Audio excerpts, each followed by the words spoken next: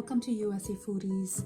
Today, like all of us, we know that due to this quarantine, we ended up buying some of our groceries in bulk, and these are what we bought in bulk.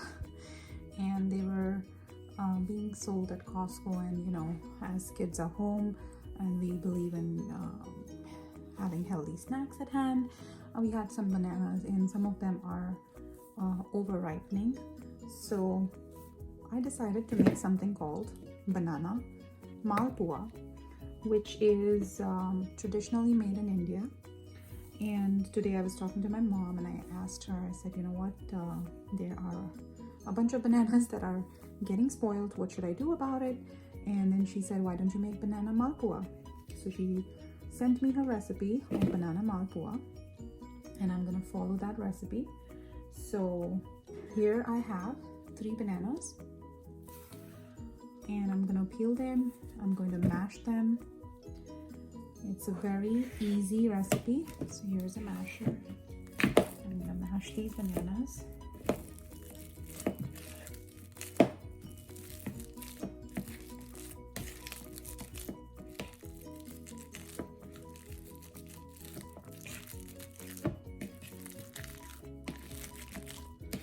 You can also watch my banana FOODIE recipe if you are having the same dilemma as me, where you have way too many bananas in the house. You can make this yummy snack. These are all traditional foods that we have eaten as a child, and they just come back to me during this time that we are home. And I'm having fun getting my children to eat these things. So they will build their memory about Malpuas. Okay, so to 3 bananas, I'm going to add 1 cup of all-purpose flour. You could use all-purpose flour or whole wheat flour, or over here I could, if you're gluten-free, you can use gluten-free flour. Just so. To this, I'm going to add about a pinch of baking soda. That's about, this is a 1/4 teaspoon, so I'm going to add 1/4 teaspoon of baking soda. And I have saunf, which is fennel seeds, and elaichi seeds in here. And we'll also use elaichi in our sugar syrup. But over here I have about less than a teaspoon of saunf and maybe a 1/2 teaspoon of elaichi seeds or cardamom seeds, and I use my pounder and mix them up nicely into a coarse powder. I'm gonna add that. Okay. We are gonna mix this with the bananas to see the consistency. Please make sure that you first do this part before you add the liquid, so you know how much liquid is needed. This already smells so good. So in India, this recipe is very popular during Diwali time or during Holi. They make these banana Malpuas. So growing up in India, I had different kinds of neighbors from all different religions, and I was lucky that we got to eat all the different kinds of desserts and delicacies that were cooked during these festivals, because our neighbors used to send all these goodies to each other's house. So once this is mixed nicely, we're gonna add milk. So I'm gonna add milk very slowly. Now, why do we add milk in this and not water? I would suggest adding milk because Malpuas usually have a very nice brown color to it. And when you fry milk, anything that has milk in it, milk burns quickly and it gives that nice brown color. So I would suggest using milk preferably. So here I have a 1/2 cup measure. I'm just gonna put a little bit at a time. Can you keep this on the side?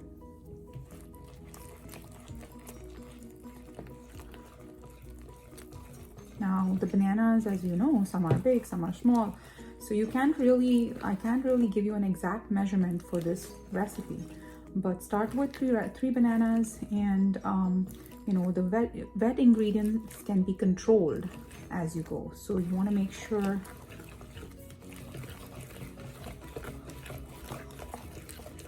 that you're not over adding the wet ingredients, because you cannot take out stuff from the batter. You can always add to the batter, but you can't take out. That's a very important thing I learned in baking that you can always add more, but you cannot take away. So make sure you're adding it slowly. Now this batter needs to be rested for half an hour, and this batter should be like a pancake batter. So right now it's nowhere close to a pancake batter. It's pretty thick. So I'm going to continue to add milk.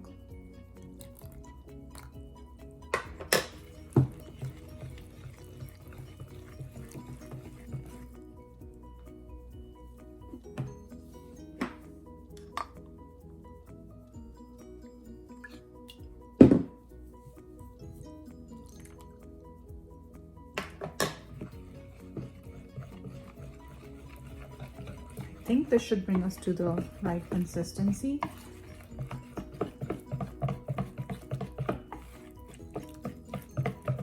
Let's see.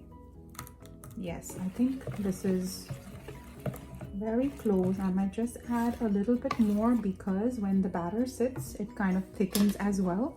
And because we are using flour and bananas, I feel like this is going to be a thicker batter. So I would say I added about half a cup of milk to this after that last addition. So let's have a look one more time. Now I do notice that the bananas are not completely, completely smashed. So I'm just going to quickly run my hand blender through this.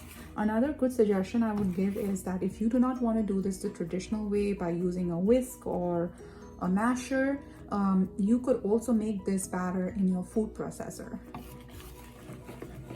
and that will just cut out, you know, a lot of your effort, and everything will be done quick and smooth, and the batter will be ready.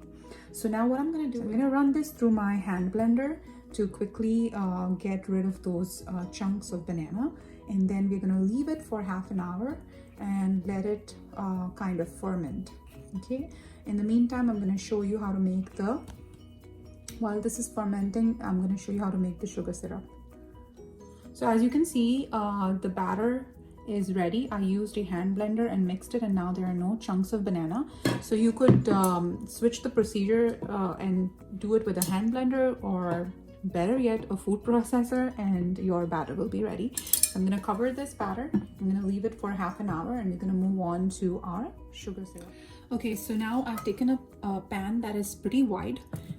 There's a reason for this, because we want to soak the malpuas in the sugar syrup. Some people don't put the malpuas in the sugar syrup. They usually just fry the malpuas and they're done with it. But this recipe will be even more better if we make a sugar syrup. So I'm gonna pour about 1 cup of sugar, and in this I'm gonna add 1 cup of water. So now this is going to give me not a very sticky sugar syrup. I don't want the sugar syrup to stick like in jalebis. So I'm going to make a little. All right, so I'm going to turn on my gas and let this cook. Also for malpuas, I'm going to add some cardamom seeds.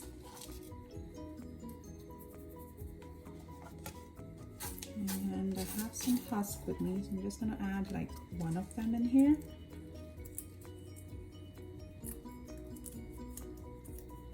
Okay, and I'm going to let this cook. So while the malpua is fermenting, we're going to cook our syrup and get it ready. We want our syrup to be warm, and this will give us enough time to warm the syrup while the malpuas are being fried.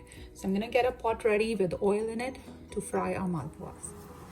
So as you can see that the sugar has melted. This was on medium heat, and I'm going to reduce it to low.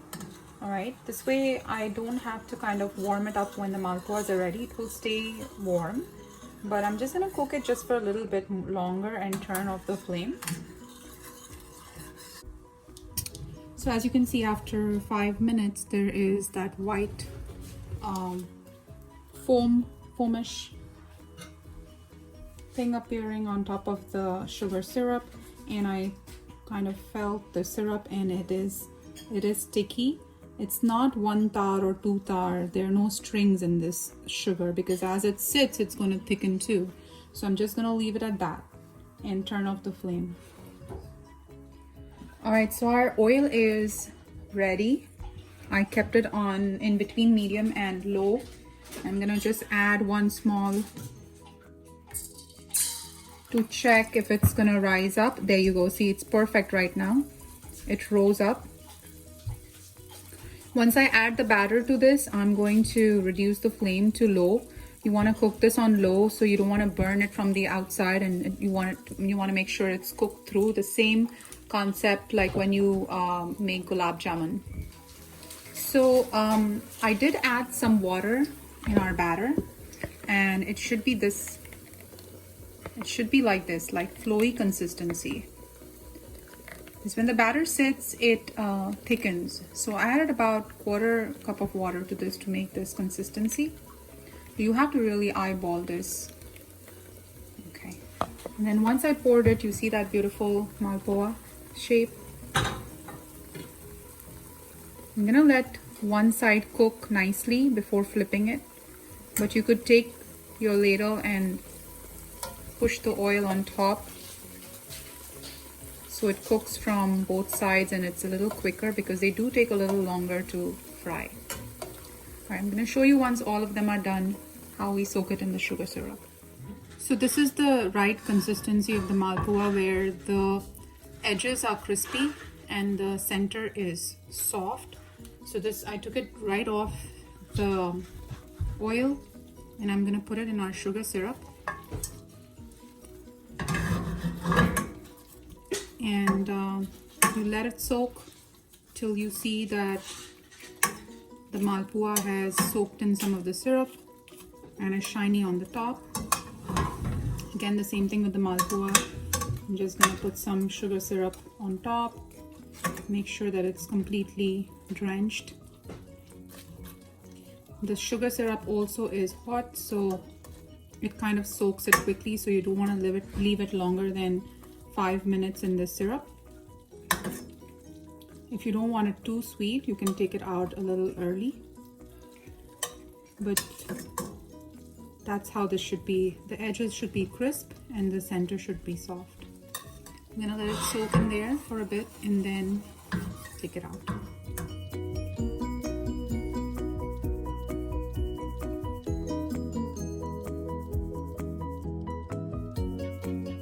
Hello foodies! Today we're gonna be tasting, what is this? Banana Malpua. Banana Malpua. Okay, so let's taste it. Take the crispy side. Ooh, it's crispy from the sides, right? Try the center. How's the center?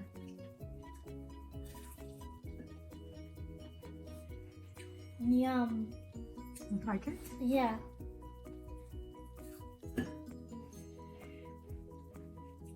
You have to try this recipe. It's very yummy, very tasty, so you have to try it. What does it remind you of? Gulab jamun. It does. But better, or you like gulab jamun better? I like this better. Okay. Please like this video, subscribe to the channel, and share the video with your friends. Bye!